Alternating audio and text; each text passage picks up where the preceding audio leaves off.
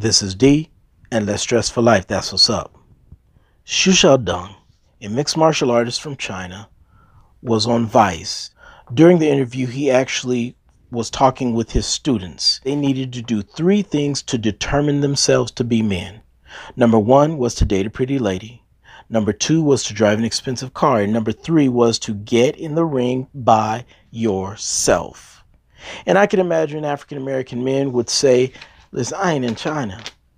I had to modify that list. And I can imagine their list is modified in such a way as number 1 being get to heaven. Because you catch enough hell down here, right? Number 2, of course, marry a beautiful woman. Number 3, drive a nice car. Number 4, hold things down in a tense situation. And number 5, adhere to the CDC standard. What is this CDC standard? Well, let me share this with you. The National Health Statistics reports from December 2013 had an article, and the article was entitled Fathers' Involvement with Their Children, United States 2006 to 2010.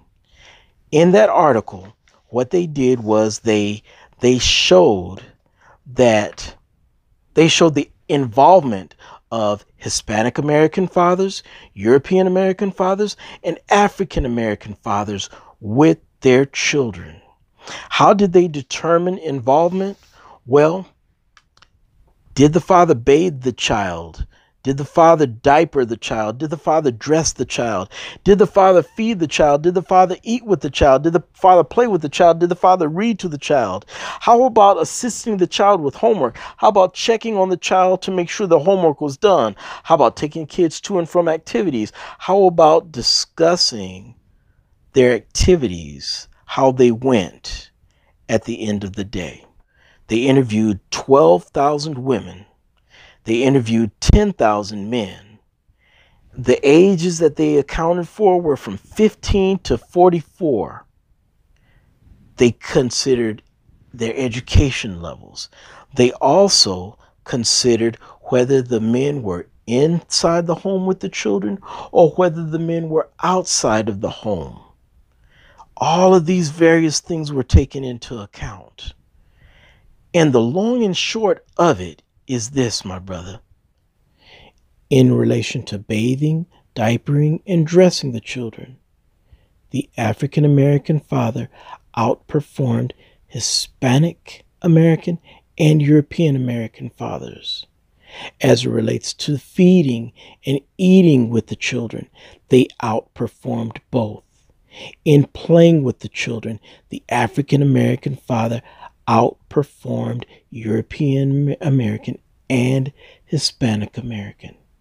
In checking on the homework to make sure the homework was done, in assisting the children in getting their homework done, the African American father outperformed the European American and the Hispanic American father in taking the kids to activities, in bringing the kids from activities.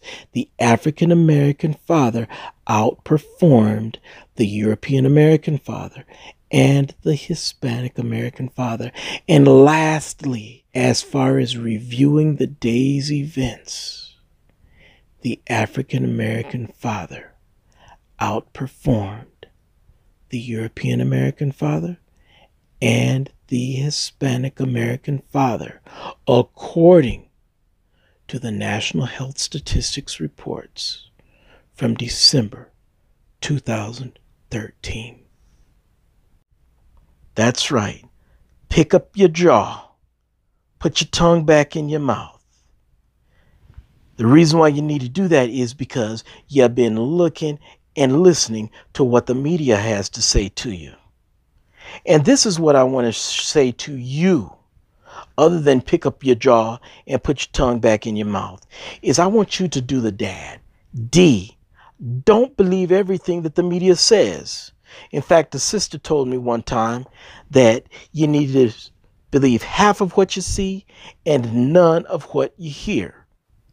A, attain a mentor. Get somebody who is solid. Stop looking at all these failures that are purported on television and find somebody who gives good direction, good encouragement, and good motivation in raising the kids the right way. Yeah, no, in raising the kids the CDC African American father way. D, do stand in the gap.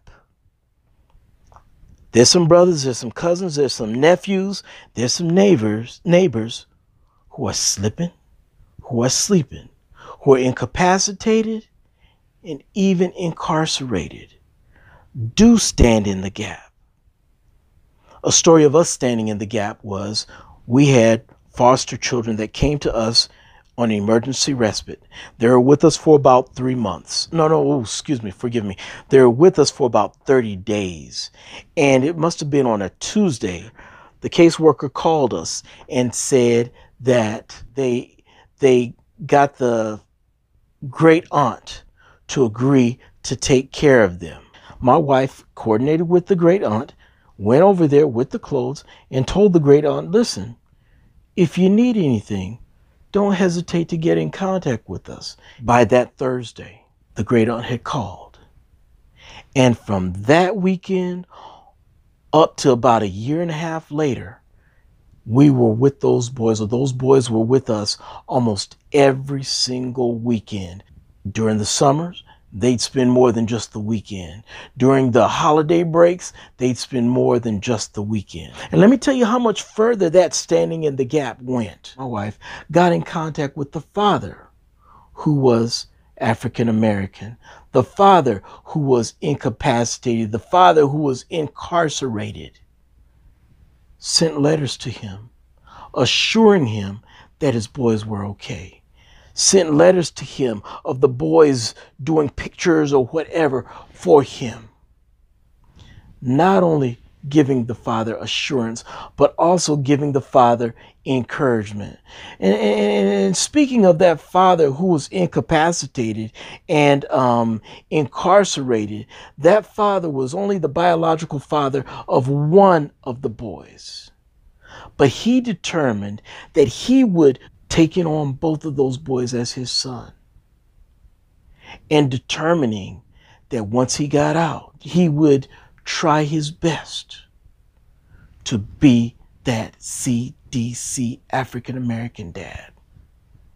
It's a lot to ponder based on all that the African American dad has been hit with. But all I say to you is, once again, do the dad. You've been blessed. Don't drop the ball. Keep it up, keep strong, and keep woke. Like, subscribe, share, comment. Also, go to www.destressmethod.com for more resource information. That's all we got for now. This is D, and let's stress for life. That's what's up. Peace.